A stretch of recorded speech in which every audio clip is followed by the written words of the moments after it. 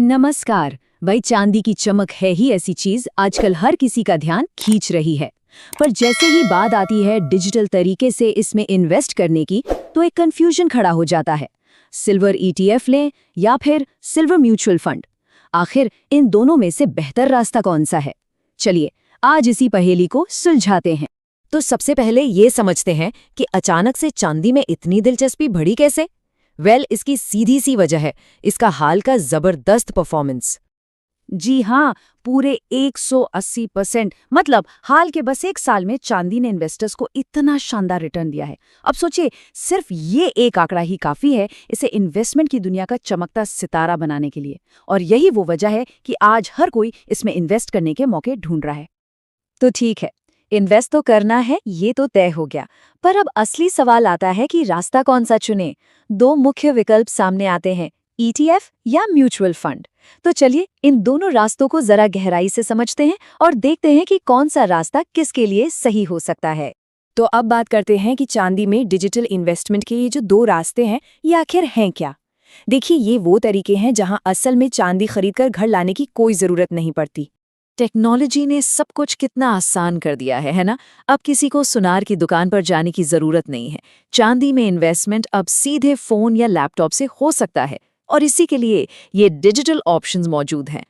और यही वो दो मेन डिजिटल रास्ते हैं, पहला सिल्वर ईटीएफ और दूसरा सिल्वर म्यूचुअल फंड। तो चलिए अब एक एक करके इन दोनों की बारीकियों को समझते हैं।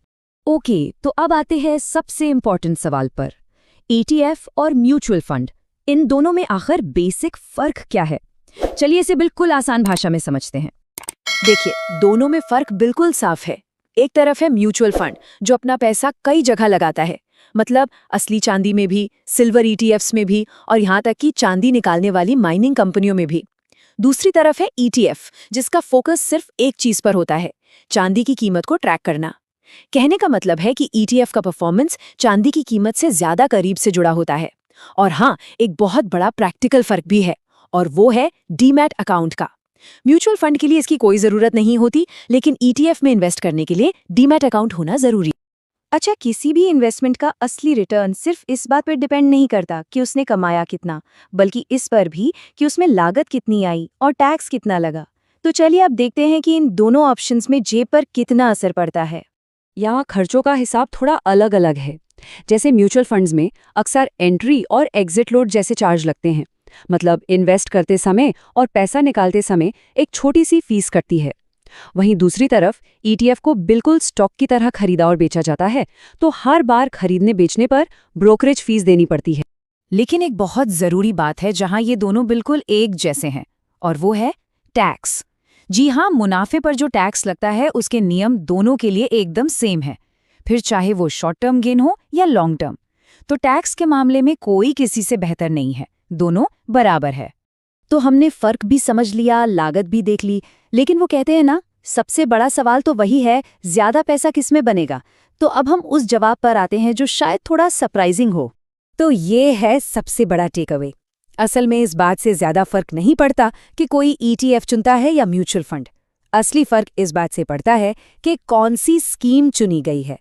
जो भी रिटर्न मिलेगा वो पूरी तरह से उस खास फंड या ईटीएफ के परफॉर्मेंस पर ही डिपेंड करेगा जिसे चुना गया है।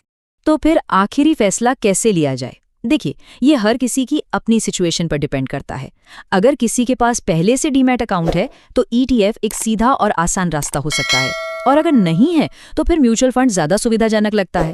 तो कहने का मतलब ये है कि सिर्फ ईटीएफ या म्यूचुअल फंड के लेबल को देखकर फैसला ना ले, बल्कि उस स्कीम को चुने जो अपने फाइनेंशियल गोल्स और सुविधा के हिसाब से सबसे बेस्ट हो।